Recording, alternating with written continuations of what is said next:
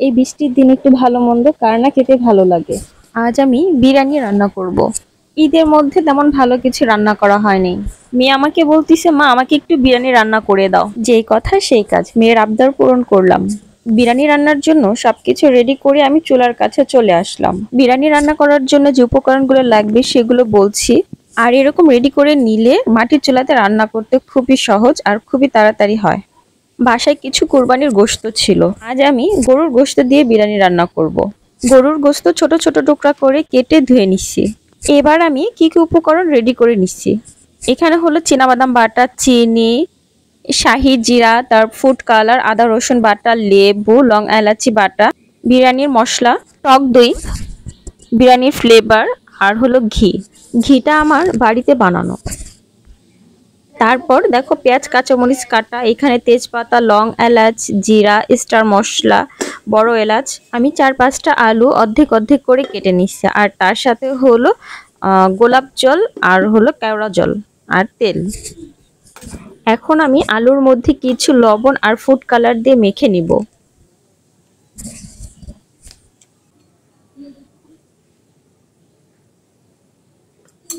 আলুগুলো সুন্দর করে মাখা হলে এরপর আমি এগুলোকে ভালো করে ভেজে নিব। আগে থেকে পাতিলার মধ্যে আমি মাটির লেপ দিয়ে নিছি। এবার দেখো পাতিলাটা গরম হয়ে গেছে, এর মধ্যে ঝিমঝিম করে বৃষ্টি শুরু হইলো। এরকম বৃষ্টির মধ্যে রান্না করতে আমার কাছে খুবই ভালো লাগে।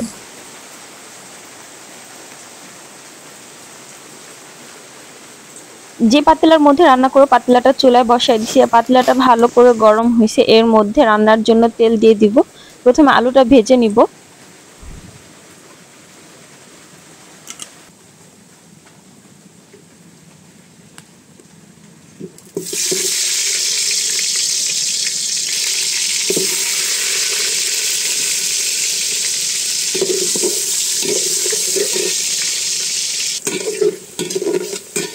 আলুগুলো সুন্দর করে ভাজা হলে এরপরে উঠায় ফেলবো।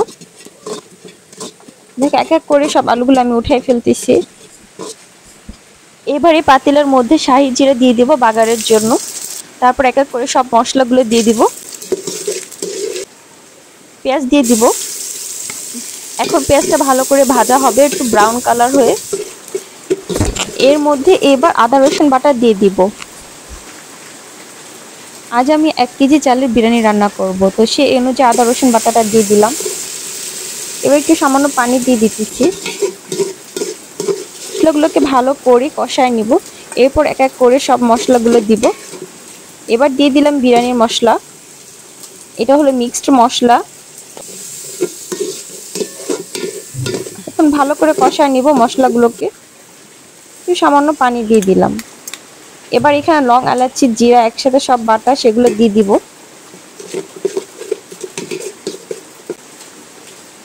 এবার পরিমাণ মতো লবণ দিয়ে দিলাম। আর এখানে দেখো অনবরত তো বৃষ্টি পড়তেছে আর আমার কাছে খুবই ভালো লাগছে। মশলাগুলো ভালো করে কষানো হয়েছে, এর মধ্যে এবার গোশত দিয়ে দিব।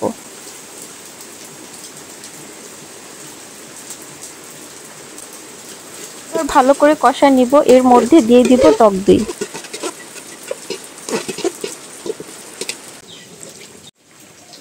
এদিকে মাংসটাও হতে থাক আর এদিকে আমি আরেকটা মশলা রেডি করে নেই।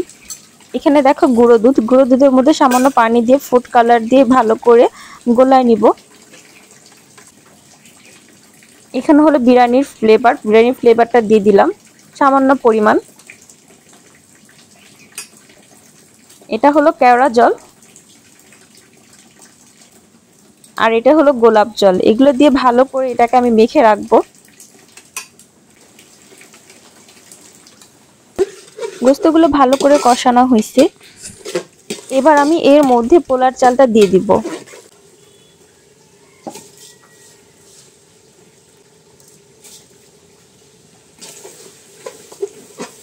অল্প অল্প করে দিব আর নেড়ে দিব। এবার চীনাবাদাম বাটা দিয়ে দিলাম আর এর মধ্যে এখন পানি দিয়ে দিব।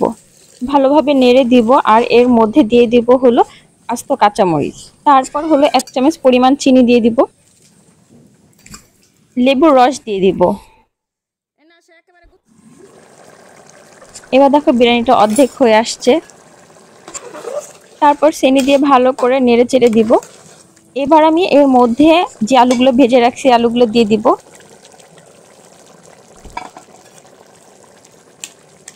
এবার আমি একটা তাওয়ার মধ্যে এই পাতিলাটা বসায় দিব। আস্তে আস্তে ভাপে ভাপে হতে থাকবে। এবার গুঁড়ো দুধের মধ্যে যে ফুড কালার দিয়ে গোলায় রাখছিলাম সেটা আমি দিয়ে দিব। আর সবার শেষে দিয়ে দিব ঘি। আমি 2 চামচ পরিমাণ ঘি দিয়ে দিব উপর থেকে।